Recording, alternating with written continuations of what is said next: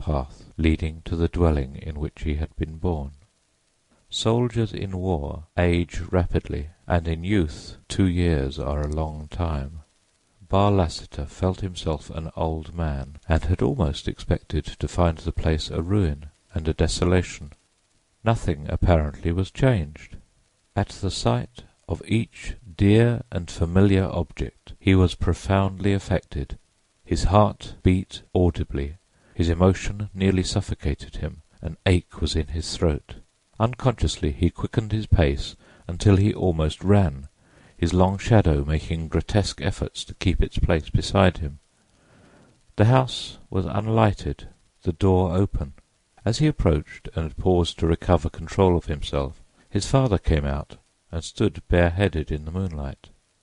"Father!" cried the young man, springing forward with outstretched hand. "Father!" The elder man looked him sternly in the face, stood a moment motionless, and without a word withdrew into the house. Bitterly disappointed, humiliated, inexpressibly hurt, and altogether unnerved, the soldier dropped upon a rustic seat, in deep dejection, supporting his head upon his trembling hand. But he would not have it so. He was too good a soldier to accept repulse as defeat. He rose and entered the house, passing directly to the sitting-room. It was dimly lighted by an uncurtained east window. On a low stool by the hearthside, the only article of furniture in the place, sat his mother, staring into a fireplace strewn with blackened embers and cold ashes. He spoke to her, tenderly, interrogatively, and with hesitation, but she neither answered nor moved, nor seemed in any way surprised. True, there had been time for her husband to apprise her of their guilty son's return. He moved nearer, and was about to lay his hand upon her arm, when his sister entered from an adjoining room, looked him full in the face, passed him without a sign of recognition, and left the room by a door that was partly behind him. He had turned his head to watch her, but when she was gone, his eyes again sought his mother. She, too, had left the place. Barr Lassiter strode to the door by which he had entered. The moonlight on the lawn was tremulous, as if the sward were a rippling sea. The trees and their black shadows shook as in a breeze. Blended with its borders, the gravel walk seemed unsteady and insecure to step on. This young soldier knew the optical illusions produced by tears. He felt them on his cheek, and saw them sparkle on the breast of his trooper's jacket. He left the house and made his way back to camp. The next day, with no very definite intention, with no dominant feeling that he could rightly have named, he again sought the spot. Within a half-mile of it he met Bushrod Albro, a former playfellow and schoolmate, who greeted him warmly. "I'm going to visit my home," said the soldier. The other looked at him rather sharply, but said nothing.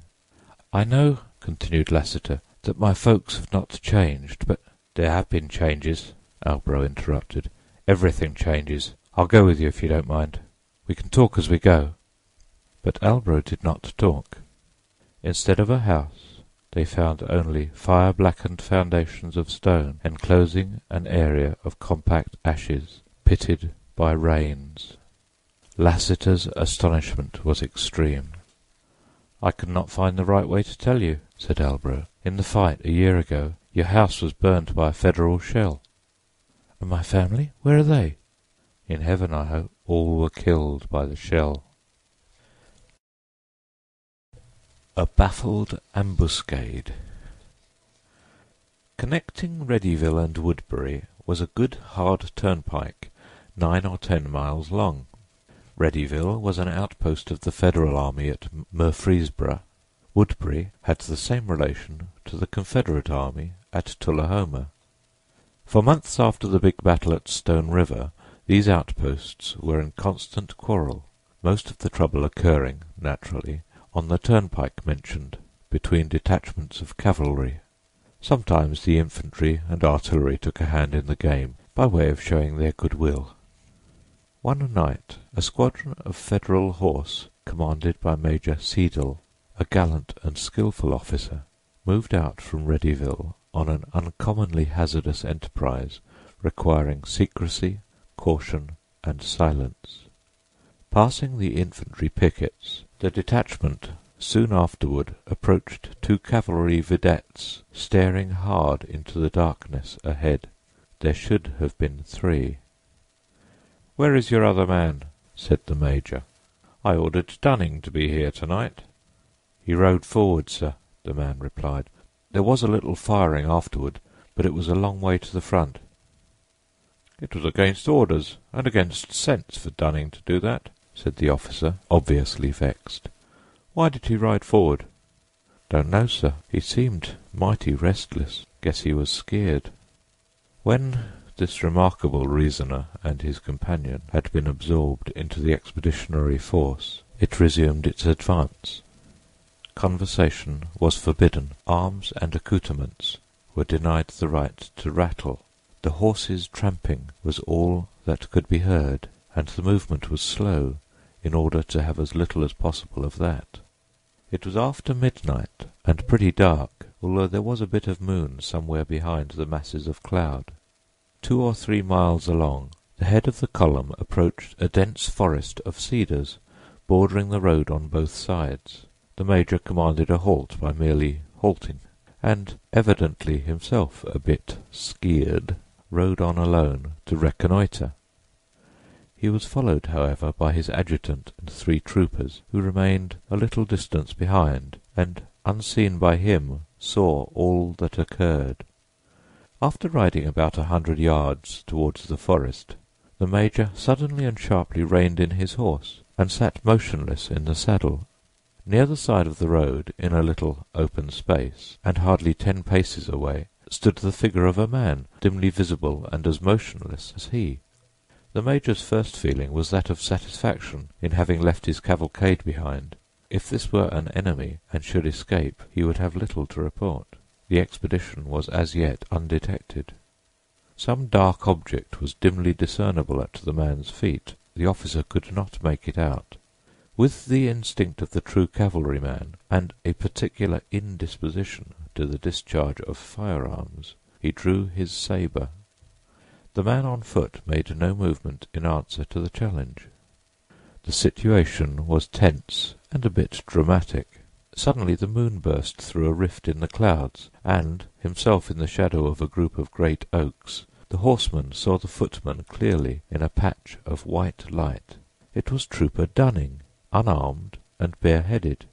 The object at his feet resolved itself into a dead horse, and at a right angle across the animal's neck lay a dead man, face upward, in the moonlight. "Dunning has had the fight of his life," thought the major, and was about to ride forward. Dunning raised his hand, motioning him back with a gesture of warning. Then, lowering the arm, he pointed to the place where the road lost itself in the blackness of the cedar forest. The major understood, and turning his horse, rode back to the little group that had followed him and was already moving to the rear in fear of his displeasure, and so returned to the head of his command. "Dunning is just ahead there," he said to the captain of his leading company. "He has killed his man and will have something to report." Right patiently they waited, sabres drawn, but Dunning did not come. In an hour the day broke, and the whole force moved cautiously forward, its commander not altogether satisfied with his faith in Private Dunning. The expedition had failed, but something remained to be done. In the open space off the road they found the fallen horse.